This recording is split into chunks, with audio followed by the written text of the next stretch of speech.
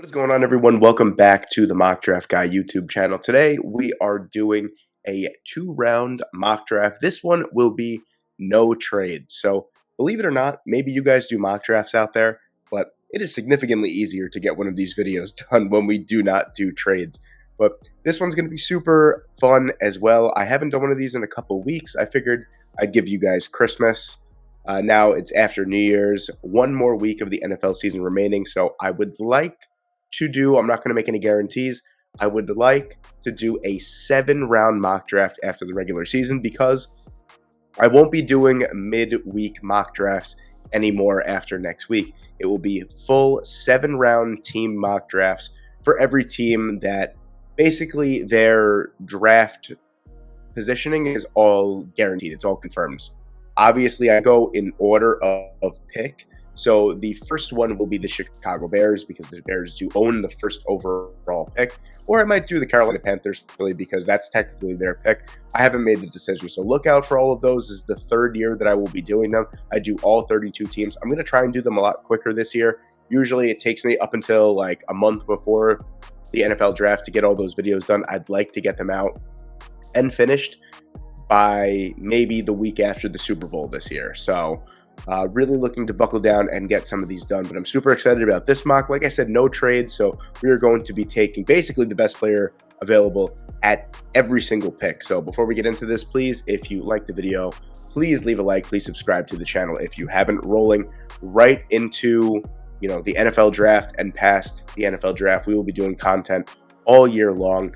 I'm recording this on the 4-year anniversary of the channel, so thank you guys so much for your continued support. You guys have been amazing. We're almost at 8,000 subscribers, and a couple months ago when I was joking around saying I would like to be at 10,000 subscribers before the 2024 NFL draft, well, that doesn't look that far-fetched anymore. You guys have just absolutely killed it, and I can't thank you guys enough. So first overall pick, we have the Chicago Bears. Now, I am on the train that Chicago's not taking a quarterback here, and I can't trade.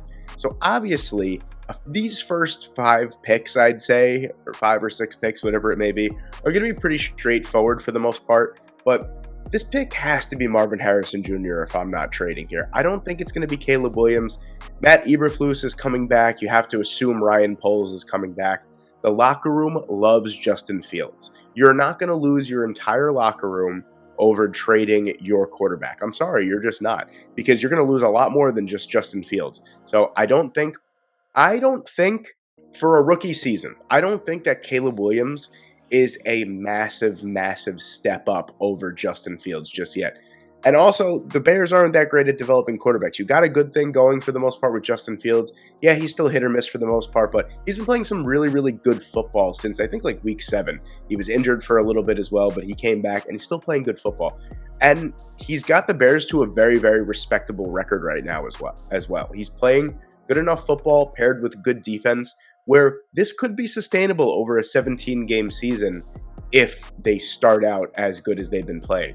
They look like a playoff team right now, and it's unfortunate that they won't get the opportunity to play in the playoffs. But number 1 overall, it's going to be Marvin Harrison Jr. If we're sticking with a quarterback, we got to get him some help. Outside of DJ Moore and Cole Kmet, it has been really next to no production from the wide receiver position this entire season.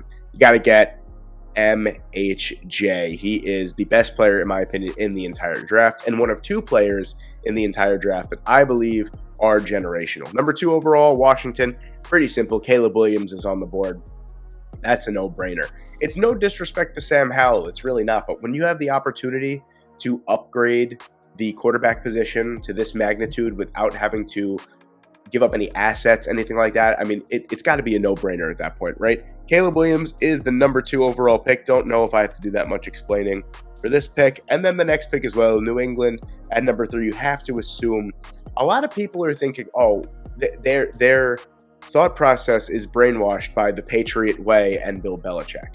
After this year, I'm 95% certain that Bill Belichick will not be the head coach and the GM of the New England Patriots. Someone is going to take this team in an entirely different direction. So based off of my, I don't want to say intuition because we don't know that that's going to happen, but based on my thinking, I'm going to say that they're going to go in a new direction. They're going to draft a franchise quarterback. This whole thing where you got to build a team before a franchise quarterback, I don't think there's going to be any quarterback coming out next year that's going to be just as talented as Drake May and Caleb Williams. So Drake May is on the board here. You got to take him. Number 4 is Arizona. This one maybe not as straightforward as some others. There are a lot of different ways I think Arizona can go here. You have your pick of any tackle you want at number 4. Olaf Ashanu, Joe Alt, maybe even someone like J.C. Latham, if that's what you're into.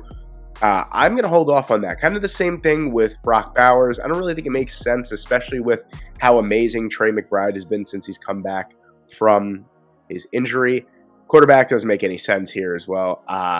Jerzon Newton really interests me here at number 4. I think it might be just a tad too high to take him. I do think he is the best defensive player in the entire draft class, but with Malik Neighbors sitting here at number 4 overall, I'm going to have to take him. He just has something that no wide receiver on the Arizona Cardinals has. He is just all around fantastic. He's a great playmaker as well. I think that's going to be a really nice trio of wide receivers, even if Hollywood Brown doesn't re-sign. You get Malik Neighbors, Michael Wilson offers something different, and then you have Greg Dortch and Rondell Moore, guys like that. Malik Neighbors could instantly be your number 1 wide receiver, and I'm going to have to take him here at number 4. At number 5, you have the New York Giants here, and listen, any way you slice it, they're stuck. They're on the hook for $45 million next year with Daniel Jones, whether they trade him. If they cut him, it's going to be even more. If they trade him, they bench him, they start him, they're going to owe him the same amount of money. So the way that I think, if you're stuck with the money, you're going to have to eat it for 1 year. The contract becomes much more palatable after. It's $22 million in 2025, and that's honestly not even that crazy for a starting caliber quarterback. So I think teams will take a chance on Daniel Jones next year. They'd be out of their minds this year. Here's the thing, though. Brock Bowers interests me a lot. Joe Shane is known to take the best player on the board. I think we have to upgrade the quarterback position. I really do. And it's going to be Jaden Daniels for me here. Jaden Daniels has easily been the most improved prospect in the entire draft class from last year to this year. And I said it in prior videos, and I'll say it again. His rise kind of reminds me a little bit of the Joe Burrow experience, where you saw the talent, but you didn't really see the production. And then his last year, he absolutely exploded.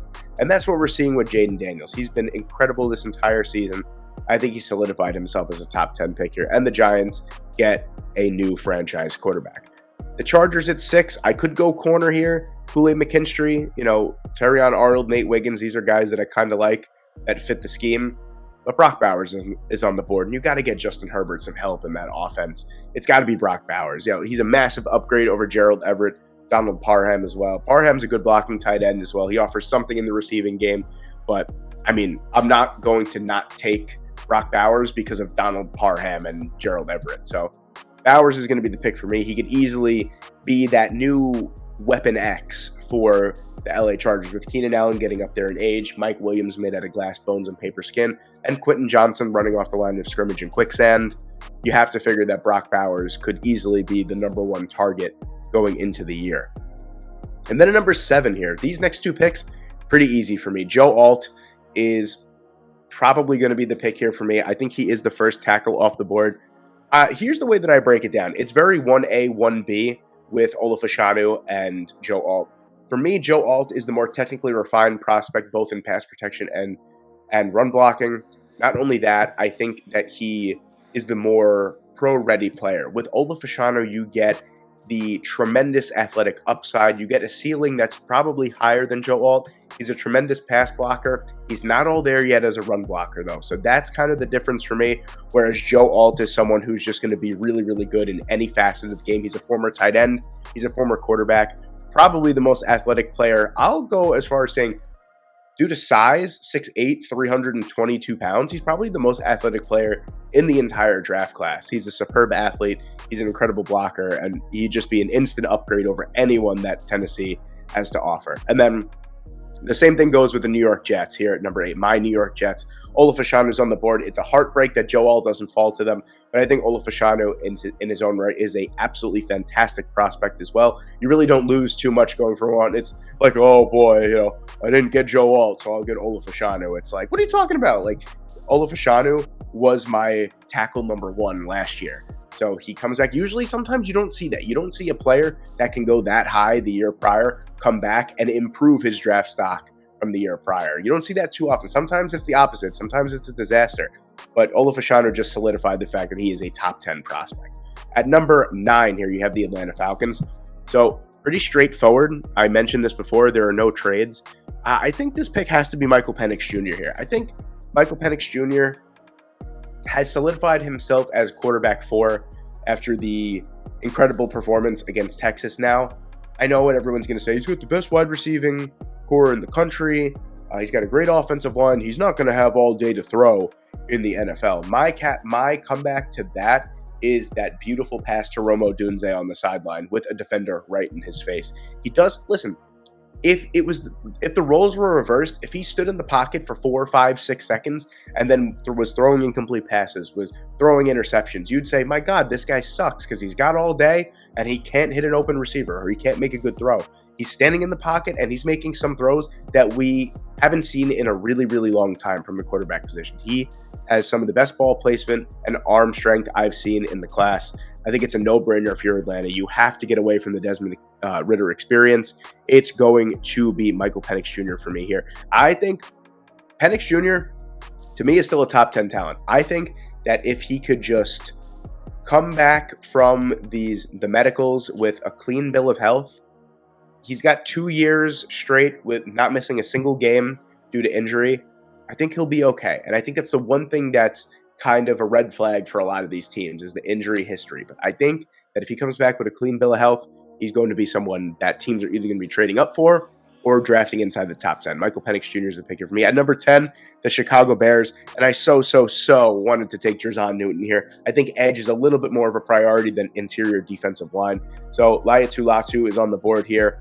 Just kind of a perfect, I lost the train of thought of how I wanted to say it, but a perfect complement, there you go, to the Montez Sweat, where as Montez Sweat is someone that is going to, be a speed rusher, speed and power combination. You have someone like Laiatu Latu who's going to come at you with power, with finesse. He's more of the traditional 4-3 edge rusher at 6'5", 265 pounds. He's going to be tremendous. I think he is the best pass rusher in the entire draft class from the defensive end, the traditional defensive end position, and he's going to be the pick here for the Chicago Bears at number 10. Number 11, the Las Vegas Raiders here, and I want to establish the secondary for the Las Vegas Raiders. I've been really impressed with what they are able to do for the most part with poor-ish quarterback play. I shouldn't say poor. Aiden O'Connell's done a good job for what he is. I think they can improve the quarterback position. I'm not going to do it here. I'm not in love with the fit with Bo Nix or J.J. McCarthy or someone like that. Here. I also will not be picking J.J. McCarthy in this mock draft. I fully believe even if Michigan goes on and wins the national title, I think he's going to benefit from one more year in college. I don't think that he comes out. So you have the Raiders at number 11. I'm going to establish a number 1 cornerback in the secondary. You got Nate Hobbs, you have Jack Jones, 2 incredible players, but they're not number 1s. And Kool-Aid McKinstry is someone that is. It's pretty close between Kool-Aid and Nate Wiggins for me. The one thing that separates it is just the overall leadership and smarts from the cornerback position. You don't often see a cornerback lining up his own defense. And for someone that plays in a Nick Saban cover 7 man match type of defense, that is very eye-opening in a good way to see a corner just kind of take control and realign his defense. That to me really, really speaks volumes. So Kool-Aid's going to be the pick for me at number 11. At number 12, you have the Minnesota Vikings. A lot of different ways you can go here. I'm not taking Bo Nix with this pick. I'm going to hold off on that just for now. I'm going to take Jarzon Newton here with this pick. The Minnesota Vikings are in desperate need of some defensive line upgrades, and Jarzon Newton, as I mentioned before, is the best defensive player in the entire draft class, in my opinion. He is the next great 3-tech. He is a wonderful run defender. He's a fantastic pass rusher. He's just an all-around great player, and he's going to fit perfectly in this 3-4 Brian Flores team. I didn't see him for a second. I was like, wait, did I draft him already? No, Jarzon Newton is still here, yes. New Orleans at number 13 here. And kind of same deal with the Minnesota Vikings. I don't think New Orleans goes with a quarterback. I think they give, especially at number 13, they don't really have a lot of assets to give up. I think that they stay where they are, and I think they draft the best player available at a position of need. And for me, that's going to be Dallas Turner. Besides for Carl Granderson having a career year up until this point, there's been really not much in the pass rushing department for the New Orleans Saints this year. The defense is just getting so old. a lot of really high cap hits. They're going to have to make a lot of difficult decisions this offseason. I think Dallas Turner comes in and he's automatically one of those. He's the Will Anderson, no pun intended, both playing at Alabama. He's the Will Anderson for the New Orleans Saints. He's a guy that maybe the sack numbers won't necessarily pop off at the screen at you, but he's going to be a tremendous run defender, and he's going to make a tremendous amount of plays in the backfield. Dallas Turner is the pick at number 13. At number 14, you have the Denver Broncos here, and I mean, this seems like a really good place to take Bo Nix, but at the same time, you know, the wide receiving core is not great. Courtland Sutton was very touchdown dependent this year, even though he was really pretty decent.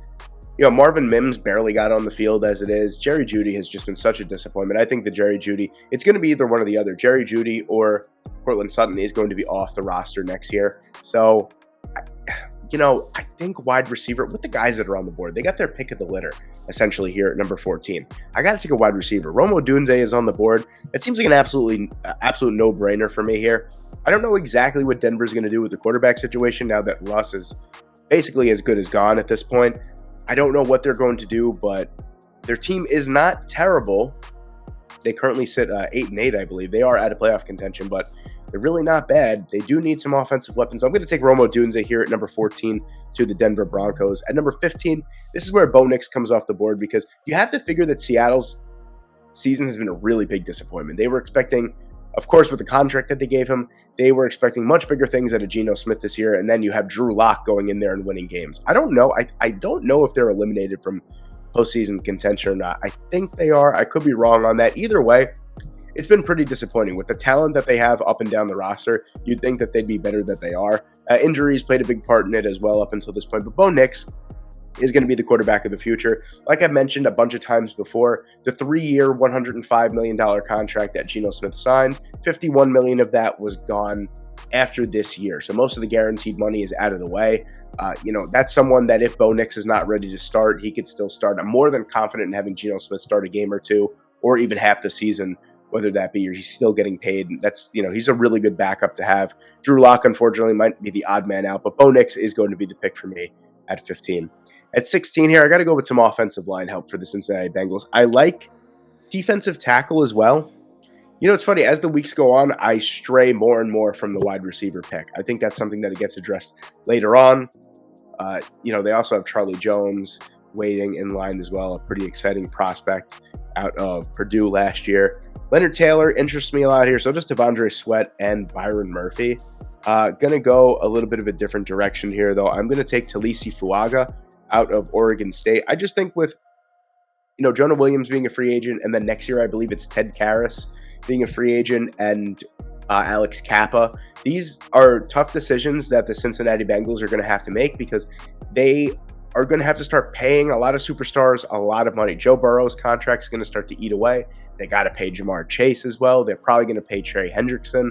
So they're going to have to make some difficult decision along the offensive line. Fuaga is someone that offers you a lot of versatility and athleticism along the offensive line. And that's really something that Cincinnati's been struggling to find over the past 3 years. The La'el Collins contract was a bust. Fuaga comes in, he could start.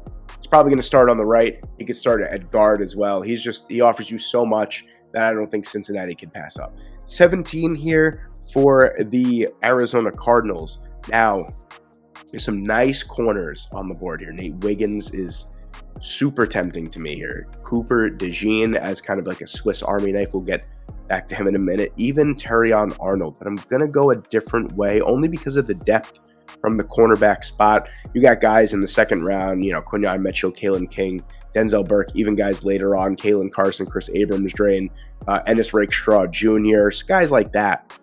I'm going to hold off. I'm going to have to go with Jared Verse. I think upgrading the defensive line, the multiple front that Jonathan Gannon has put out there this season is, you know, a little depleted for the most part. I really think that Arizona has had a good season for what they've done. What are they, 4-12 at the time of recording? I know that record, oh, well, you know, how could they do good if they're 4-12 or they end up 4-13? Like, with the expectations, I think that Jonathan Gannon did a really, really good job. I think he needs reinforcements, and Jared Verse is someone that I think he would absolutely love to have on his defensive line. He comes from Philadelphia, where they absolutely value line play all the time. Jared Verse is someone that's super versatile. He could even play rush linebacker. He could put his fist in the ground in a 3-4 as a defensive end, even reduce inside. I think that this would be a great pick for the Arizona Cardinals at number 17. Nate Wiggins I love, but I got to go with Jared Verse here. And then at 18, you have Pittsburgh. This is going to be Cooper DeJean for me, only because of the versatility. The Steelers need a playmaker in the secondary, whether that be from the safety position, whether that be from the corner position. And you got someone here that plays both fairly well. So Cooper DeJean is someone, I compared him to Chuck Clark, someone that could literally line up anywhere on the defense and be extremely, extremely effective. DeJean is just going to be another Swiss Army knife that the Pittsburgh Steelers could use for their defense. I like that pick a lot there. And then at number 19, Green Bay, I am going to take a corner here. I'm going to take Nate Wiggins.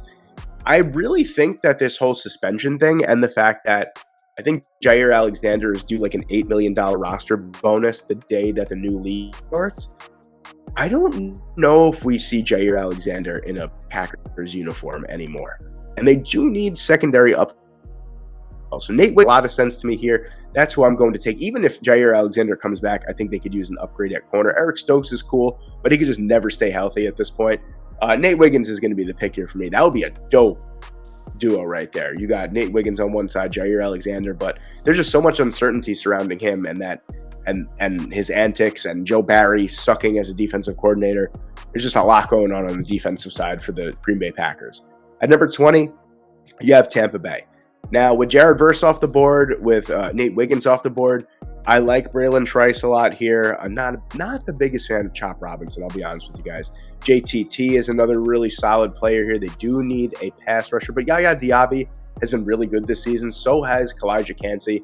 I thought that Diaby has been doing actually better than Kalijah Kancey, but they have both been pretty formidable for the most part. I'm going to take a wide receiver. I really don't think Mike Evans comes back. And even if he does, I think that Brian Thomas kind of offers them something different, because you have Chris Godwin and Mike Evans. Evans is someone that still somehow wins down the field, but he's not all that fast. Brian Thomas is someone that combines incredible physical play with speed. He can win down the field with speed, and I think that's something that the Tampa Bay Buccaneers need, especially if Mike Evans doesn't come back. So Brian Thomas Jr. is going to be the pick here for me. Really admire the fact that he tried to boost his draft stock against Wisconsin in that bowl game that they played. I don't remember the name of the bowl. There's so many different bowl games, honestly. Can anyone even remember? But he 8 catches, 98 yards, 2 touchdowns, solidified himself as a bona fide first-round talent, if you ask me. So Brian Thomas Jr. is the pick at number 20.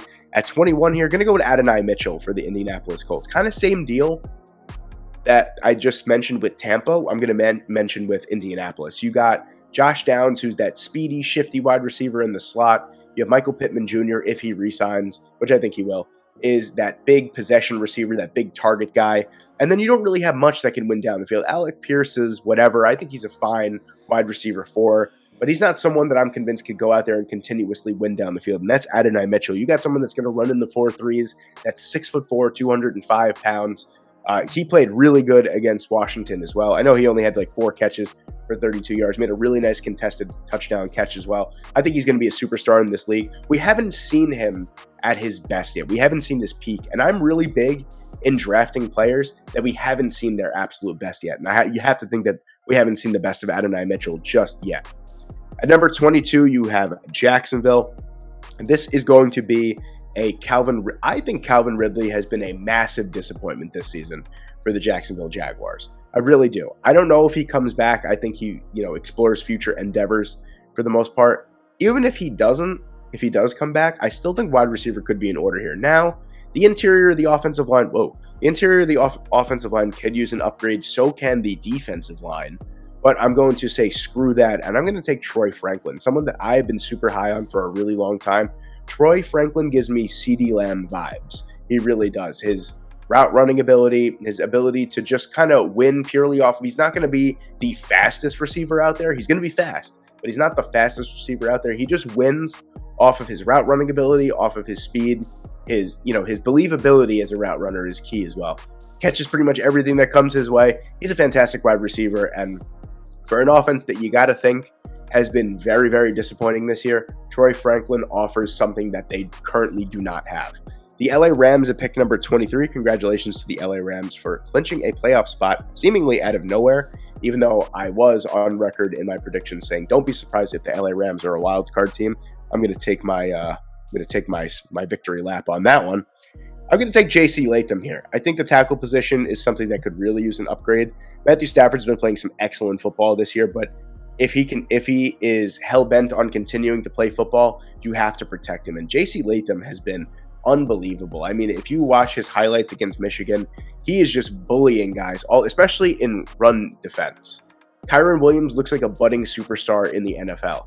If you want to continue to run the offense mostly through him at the running back position, getting a 6'7", 360-pound tackle with that athletic ability to be a great run blocker, sign me up right there. I could go with an edge rusher, I could go with a corner, but I'm going to take an offensive lineman here. Buffalo, pretty simple. Keon Coleman, just they need something, man. I don't know what it is. Ever since Ken Dorsey has taken over the offense, Stephon Diggs has looked like a shell of his former self. I think he's on his way out, to be honest with you. I think Gabe Davis is on his way out, too. They're going to have to invest heavily in the wide receiver position. And Keon Coleman, 6'4", 215 pounds. He's never going to win. He's never going to separate with pure speed. But his physicality and his ability to high point the football is going to make him Josh Allen's new best friend. At number 25, a really nice string of wide receivers we got going here. It's going to be Xavier Leggett for me here. I love what Xavier Worthy could bring to KC. He's just a bit too inconsistent for me. Emeka Egbuka, I'm not going to lie, guys, I'm like almost 100% completely out on. I don't even think he should sniff the first round. I think second round, mid-second round is probably his sweet spot. I just don't see it. I really don't. I thought I did, and I really tried to enjoy his tape, but I can't get behind Emeka Egbuka being a first-round talent based off of what I've seen the past couple of years. Just can't. Xavier Leggett's going to be the pick here for me. It's funny that you mentioned that because Xavier Leggett, 1 year of production in 5 years in college. I get it. He's going to be an older prospect. He's going to be 23, close to 24, really, by the time that the season ends already. 6'3", 227 pounds, 4.29 speed, though. I can't pass that up with Patrick Mahomes. He's starving for a wide receiver. And then you got a super speedy, really good wide receiver on the other side in Rashee Rice. So not only are you setting up Patrick Mahomes with weapons day one, you're setting him up for weapons down the line. Rashee Rice, in his own right, is a fantastic receiver. He's broken out in a big way this year as well. I think pairing Rashee Rice with Xavier Leggett would be really awesome for the Kansas City Chiefs offense. Philadelphia Eagles at pick number 26 here. This is going to be a corner. I'm so tired of watching the Philadelphia Eagles secondary get absolutely toasted. It's going to be Terrion Arnold. It has to be, right? It has to be a corner. It's either going to be a corner or an edge. But I'm not going to lie, I do love JTT, but I think Terrion Arnold would play more of a role right away for the Philadelphia Eagles secondary. Pass rush is not the issue with the Philadelphia Eagles. It's the secondary play, and Terrion Arnold is going to be the pick for me here. And then I feel like I've only picked like edge rushers, wide receivers, and corners in this first round. It's crazy. And then I'm going back to the corner position here. This is a pick that I've made a couple weeks in a row. It's going to be Quinyon Mitchell for me here at number 30 to the Detroit Lions. Just a perfect scheme fit in what Aaron Glenn is trying to accomplish in the secondary.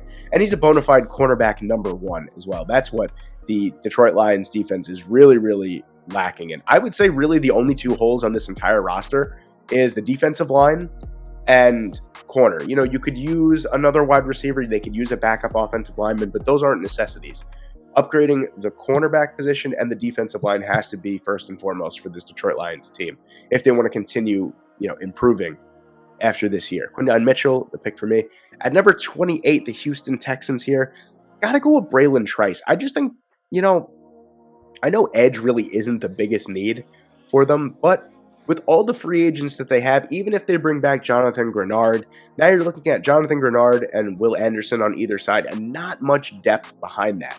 So Braylon Trice is someone who's he took over the Sugar Bowl. He was fantastic. 8 pressures, 2 sacks, 8 pressures on 32 dropbacks, by the way. He literally pressured Quinn Ewers on 25% of his dropbacks. That is awesome.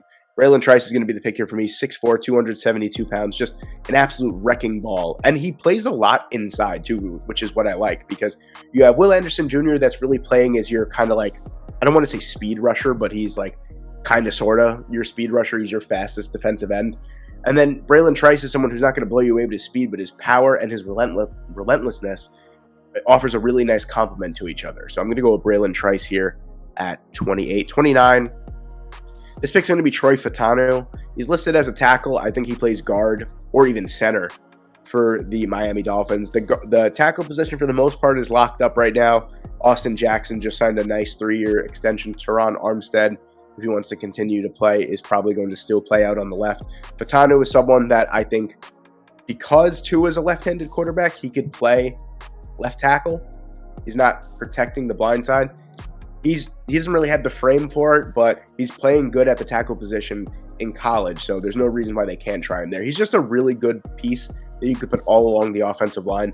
And a team that doesn't really need a whole lot, like what they gave up against the Baltimore Ravens was a little concerning, but they don't need a whole lot on the offensive side of the ball, maybe another offensive lineman, and they get it here with Troy Fautanu. Number 30, Dallas here. I'm going to need a Tyron Armstead. I'm sorry, Tyron Smith replacement, and it's going to be Amarius Mims here for me. I don't know why the tackle position on these team needs isn't higher. I know it's over here, but I think it goes this way, like right, left to right, and then down one. I think that tackle is a huge need for them. Terrence Steele has been pretty terrible this year after signing a really big extension to play right tackle. They need a left tackle. Do not move Tyler Smith. He's been an all-pro level guard at the left guard position. Tyler Biotish is a free agent as well. So there's going to be some shifting on that offensive line. I think you have to get your left tackle of the future here. The Dallas Cowboys went from a team that makes a lot of flashy picks to a lot of quote-unquote boring picks, but they're necessity picks, and that's exactly what they need here at number 30. Number 31, same way. The offensive line needs an upgrade for the San Francisco 49ers. It definitely does. Graham Barton, someone that can play left tackle, right guard as well. Just kind of plug and play wherever he can. And he could be a long-term replacement for Trent Williams when he's ready to go. I mean, he's really not showing any signs of slowing down, but you're going to need some kind of replacement at some point. And in the meantime, Graham Barton can play the guard position or he can play right tackle. Number 32, the last pick in the first round here, the Baltimore Ravens. I'm going to have to go with JT. I don't know what's going on with me today. JT Tuimoloau is going to be the pick for me at number 32. Just offers a really nice 3-4 type of defensive end. He's going to probably play up to around 280 pounds. I would love to see them re-sign Justin Madubuike. Then you have JTT on the other side as well. They got a lot of free agents on the defensive line. I think, especially after the season that he's having, Madubuike has to be back, but you still have to add. So I think JTT is a really nice pickup for them as well. And now we're going to get to the second round in just 1 second. I'm going to roll through these actually a lot faster than I usually do. You have to excuse me. I'm under the weather as it is right now, so I am dying talking into this microphone right now. If you couldn't hear it, but up here, the sinuses are killing me. So I apologize if I kind of motor through these picks. If you guys have any questions about the second round picks, please leave a comment in the comment section below. I will be absolutely happy to kind of, further explain why I picked those players where I did. So here we go. We have Xavier Worthy as the only pick in the 2-round mock for the Carolina Panthers. Some much needed wide receiver help there. Jordan Morgan at 34, left tackle upgrade. At 35, you get a really nice secondary boost. The Arizona Cardinals killed this mock draft in Kamari Lassiter. Kingsley Suamatia will protect Caleb Williams' blindside. Kalen King is just a body in the secondary for the LA Chargers. Now, he's really, really good. He can play outside. He can play inside as well. Emeka Egbuka offers a really nice wide receiver 2 or even wide receiver 3 play for the Tennessee Titans. At number 39, the New York Giants get Cooper Beebe, someone that can play anywhere on the interior. I think they really, really need that.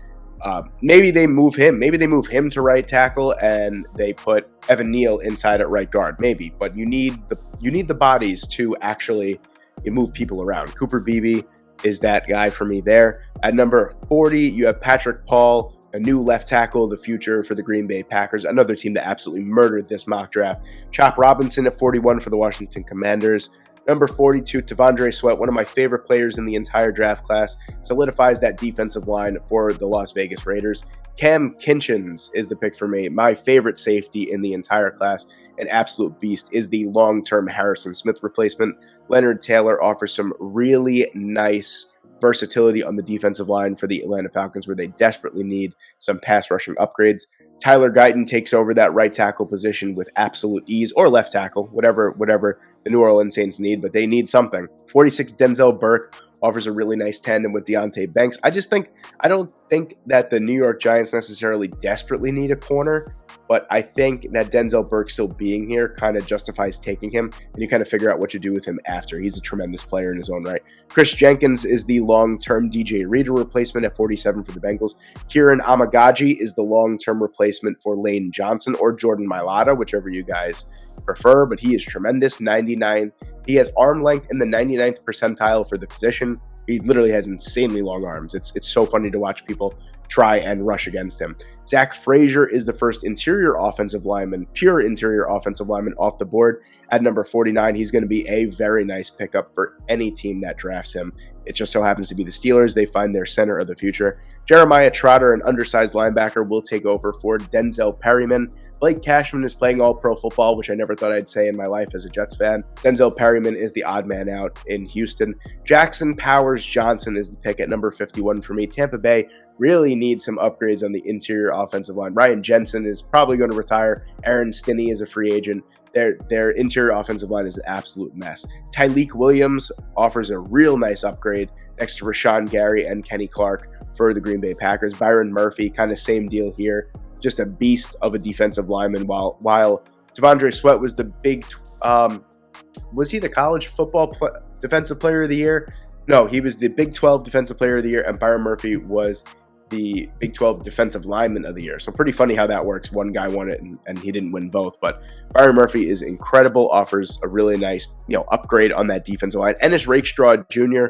kind of fits exactly what the LA Rams are doing on the defensive side pretty perfectly. Another guy that has been flying up draft boards recently. I did a NFL Draft Diamond short on him last week, so check that out after this video if you guys are interested in a little more about Rakestraw. DJ Tampa is the pick at number 55, just offers a really nice big body on the outside for the Indianapolis Colts that really do need some upgrades in the secondary. Tyler Nubin kind of takes over as the passing of the torch for Jordan Poyer and Micah Hyde. They're getting up there in age, and Tyler Nubin is a 6'2", 210-pound safety with incredible speed and incredible ball skills as well. I'm doubling down on offensive weapons for the Kansas City Chiefs. I wasn't a fan of the offensive linemen that were left. Maybe Zach Zinter would have made a lot of sense here at 57. I'm going to take the long-term Travis Kelce replacement. That's going to be Ja'Tavion Sanders here. I just think the athleticism paired with his ball skills and the fact that he's really a pure athlete, it's kind of like a like for like with Travis Kelce. You're not going to ask him to do too much in the blocking aspect of being a tight end, but he's going to be a menace in the open field as a really fast tight end. Ja'Tavion Sanders at 57. Brendan Dorless offers really nice defensive line versatility. He can pop out on the edge. He can play on the interior, and I think that's really what the Detroit Lions need. Jalen Polk, big body, 6'4", 210-pound wide receiver on the outside to pair with Amari Cooper and Elijah Moore in the only draft pick for the Cleveland Browns. Sorry, I don't know what happened there. At number 60, the Philadelphia Eagles take Adisa Isaac, Brooklyn's own Adisa Isaac. Fantastic player, someone that I've been really, really high on the past few weeks as well. Has a tremendous aspect of his game where he just explodes off the line of scrimmage. He's really, really good at run defending, and this would be a natural replacement for Brandon Graham. Kalen Bullock, really nice safety here for the Dallas Cowboys, just offers them some versatility. I know they don't necessarily need a safety, but it's kind of like one of those needs that's creeping in the back of your head. Bullock offers some nice versatility. He can even kick out into the slot as well. Chris Braswell might be a Jalen Phillips replacement. We have no idea. That was not a great injury. Definitely, they need some sort of pass rushing upgrade. Christian Wilkins is also a free agent. Raekwon Davis is a free agent. They have a lot of questions to answer on that defensive side. They're going to have to make some upgrades. 63, Malachi Corley is the pick here for me. Just a really excellent third option as a receiver to add to Brandon Ayuk and Debo Samuel as well. I'm really having some trouble here at the end of this one. Malachi Corey is the perfect slot receiver for the San Francisco 49ers. And Devontae Walker is 6'3", 200-pound speedster on the outside for the Baltimore Ravens. Thank you guys so much for watching today. I apologize. I had so many slip-ups, but not feeling well. I apologize. I will be right as rain for the next mock draft. Thank you guys so much for watching today.